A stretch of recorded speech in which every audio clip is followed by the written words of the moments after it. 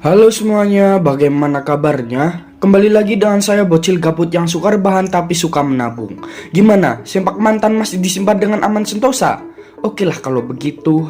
Kali ini saya akan merangkum sebuah film berjudul Perfume: The Story of a Murder. Film ini didasarkan dari novel karangan Patrick Susskind dengan cerita berpusat pada kisah seorang yatim piatu bernama Jean Baptiste, di mana ia mempunyai masa kecil yang menyedihkan. Namun di balik masa kecilnya itu, ia mempunyai sebuah kemampuan dalam indera penciumannya sampai akhirnya dia menjadi seorang psikopat demi membuat sebuah parfum yang terbaik di kotanya. Gimana ceritanya? Langsung saja pada intinya intro dulu Pak Haji.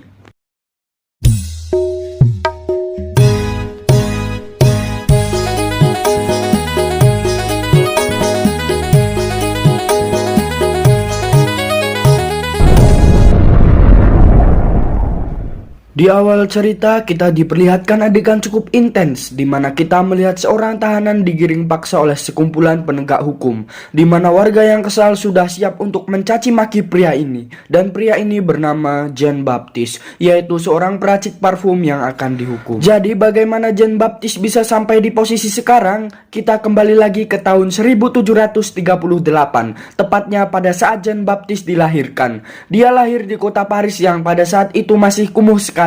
Tak hanya kumuh, Paris juga merupakan kota yang sangat bau, terutama di pasar ikan di mana Jean Baptiste dilahirkan.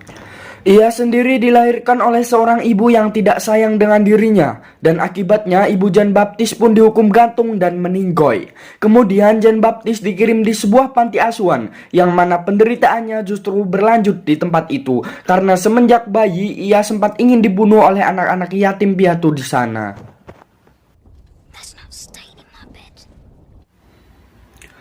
Kemudian semakin ia dewasa, akhirnya ia mulai menemukan talentanya, yaitu indera penciumannya yang sangat sensitif. Setelah beberapa tahun hidup di panti asuhan, Jean Baptiste pun dijual karena panti asuhan sudah tidak bisa menampung dirinya. Madame Gaillard no longer had room for Jean-Baptiste. Suatu hari Jean Baptiste disuruh untuk mengantar barang ke kota oleh majikannya dan mulai menyadari bahwa ada banyak kehidupan di luar sana. Karena kemampuannya dalam mencium bau, Jean Baptiste sangat senang dengan bebauan yang ada di kota. Sampai-sampai ia tidak seperti manusia biasa, ia tidak merasa jijik ketika ada bau yang menjijikkan. Selama kunjungannya di kota, Jean Baptiste mencium bau yang tidak pernah ia temukan sebelumnya. Bau tersebut adalah parfum yang ia temukan di sebuah toko. Beralih dari toko parfum itu, ia mencium bau yang lebih menarik perhatiannya, yaitu dari seorang wanita yang cantik, imut, lucu, seksi, pintar, patuh, dan berwibawa. Saking terobsesinya dengan wanita tersebut, Jean Baptiste pun mengikuti sampai akhirnya mereka sampai saling bertatap wajah. Dan tanpa rasa malu, dia langsung menyentuh tangan wanita tersebut dan menciuminya. Yang tentu saja si wanita langsung kabur. Ya mungkin karena jijik ya, barbar banget emang si Jean Baptiste ini.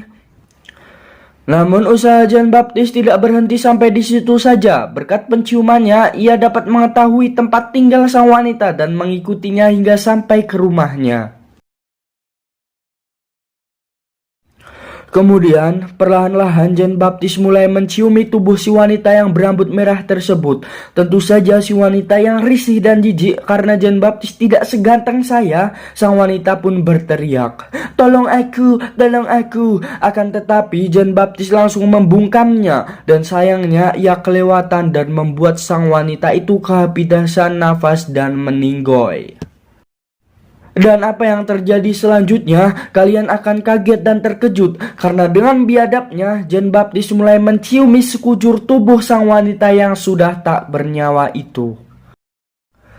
Setelah kejadian itu, Jean Baptiste pun dihukum majikannya karena kabur begitu saja. Akan tetapi harum wanita yang ia temukan membuat ia sampai tidak bisa tidur, dan ia pun nantinya mencari cara agar tetap bisa mencium bau tersebut.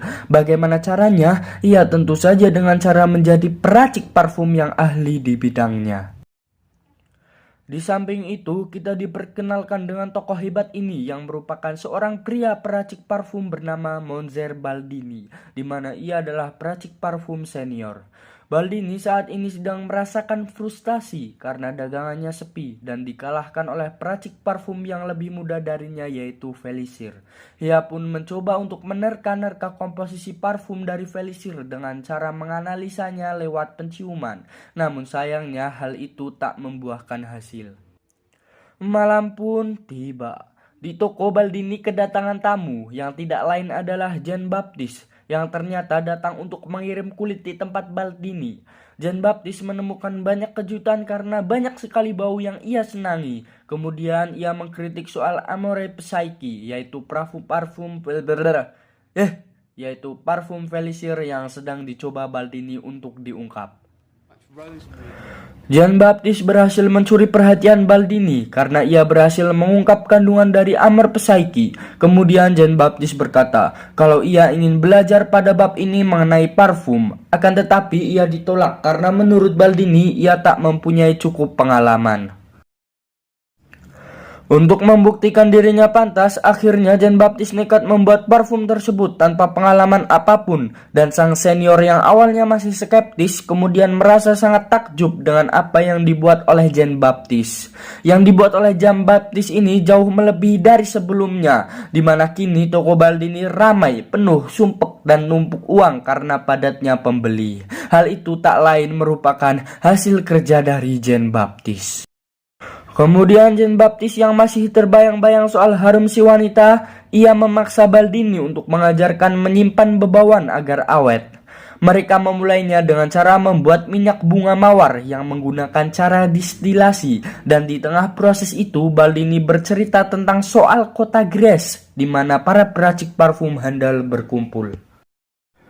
Jean Baptiste yang merasa dirinya gagal karena dia tak bisa menyimpan bebawan dengan awet, kemudian dia pingsan dan akhirnya jatuh sakit. Di tengah masa sakitnya, ia masih berpikir soal cara menyimpan bebawan selain dengan cara distilasi. Akhirnya Baldini pun bilang kalau ada cara lain yang hanya bisa dipelajari di kota Grasse. Dan kemudian Jean Baptiste pun berangkat ke kota Grasse untuk memulai pembelajaran dan akan menjadi seorang psikopat di sana. Penasaran kan? Tunggu di part selanjutnya ya. Salam becek basah. Mwah.